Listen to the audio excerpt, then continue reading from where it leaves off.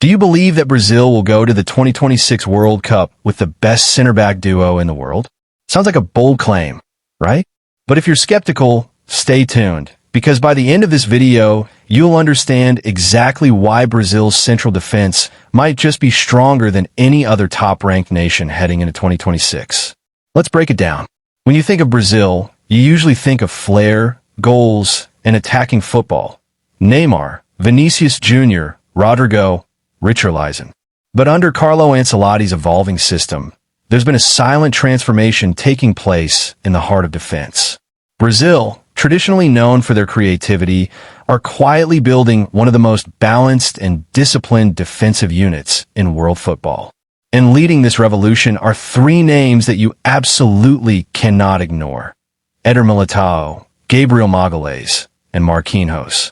If injuries don't interfere, these three defenders are almost guaranteed to represent Brazil at the 2026 World Cup. All three are playing at elite clubs in Europe: Real Madrid, Arsenal, and PSG, and all three bring something different to the backline. Militao offers strength, aerial dominance, and confidence with the ball.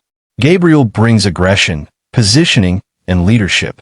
And Marquinhos, the experienced general, provides tactical intelligence and composure under pressure. Now, typically, a World Cup squad takes 4 center backs. So who's the fourth? At this point, 2 players are in contention: Alexandre Ribeiro of Lille and Gleisen Bremer of Juventus. Both have been in excellent form recently for their clubs, and both have already been tested in the national setup. Ribeiro, in particular, has made a strong case for himself. In the few chances he's had with the Seleção, he's delivered standout performances, commanding, composed, and fearless. Bremer, meanwhile, has recovered from injury and is once again performing solidly in Serie A. Still, if we had to predict today, Ribeiro seems slightly ahead in the race for that 4th center-back slot. So, Brazil's likely defensive roster for the World Cup looks like this: Éder Militao, Gabriel Magalhaes, Marquinhos, and Alexandre Ribeiro. But which 2 will start in the first 11? If we go by current form, the ideal starting pair seems to be Gabriel Magalhaes and Éder Militao. This duo has already shown flashes of brilliance, especially in recent matches like Brazil's clash against Chile, where they completely shut down the opposition. Their coordination, timing, and aerial control were exceptional. Chile struggled to even bring the ball into Brazil's final third. Gabriel and Militao complement each other perfectly. Gabriel plays with intensity and covers ground aggressively, while Militao reads the game, intercepts smartly, and wins duels in the air. Together, they've looked unstoppable.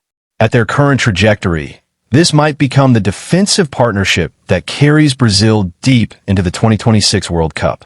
Of course, Marquinhos remains a top option as well. Let's not forget, he's the backbone of Paris Saint-Germain's defense, their captain, and one of the most experienced leaders in the Brazilian squad. Once he recovers fully from his current injury, he's expected to reclaim his spot in PSG's starting lineup and, most likely, in Ancelotti's national setup too. That means Brazil's defensive rotation could feature combinations like Militao, Gabriel, Militao, Marquinhos, or Marquinhos, Gabriel, depending on form, fitness, and tactical requirements. In short, Brazil have 3 world-class options who can be mixed and matched without any major drop in quality.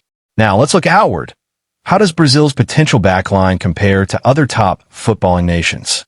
Let's take a look at FIFA's current top 7 teams and see if any of them can match Brazil's depth and quality in central defense. Starting with Spain, who currently hold the top spot.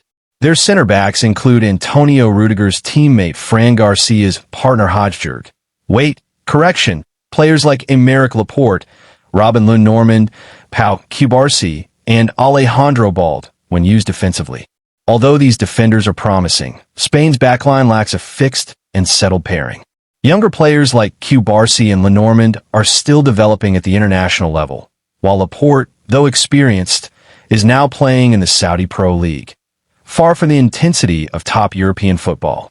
So, while Spain's defenders are technically gifted, they lack the chemistry and consistency that Brazil's center backs already possess.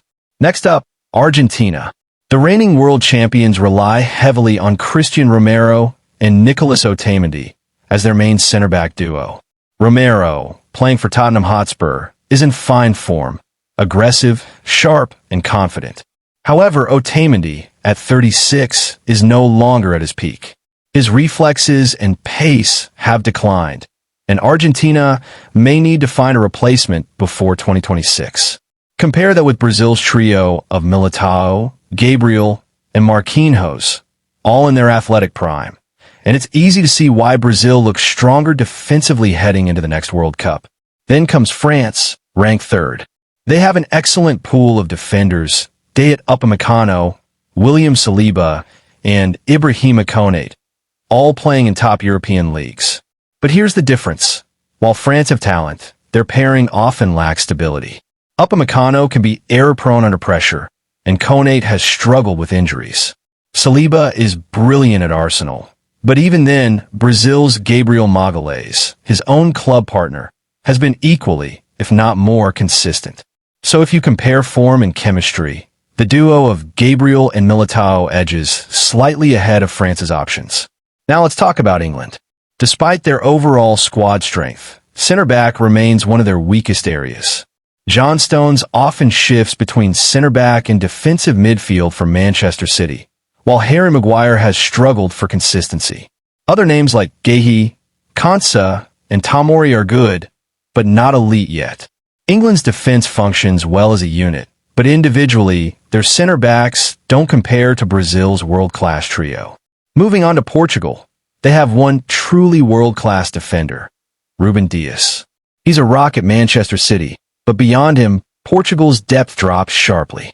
The other center-backs are either aging or still proving themselves in the domestic Portuguese league. That imbalance gives Brazil another advantage in this position.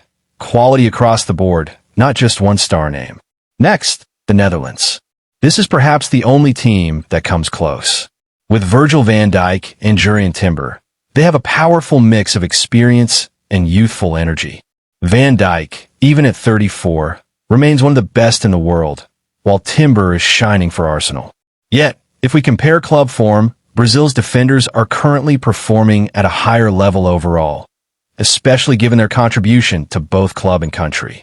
So, when we step back and compare all these teams, Spain, Argentina, France, England, Portugal, and the Netherlands, it's clear that Brazil's center-back,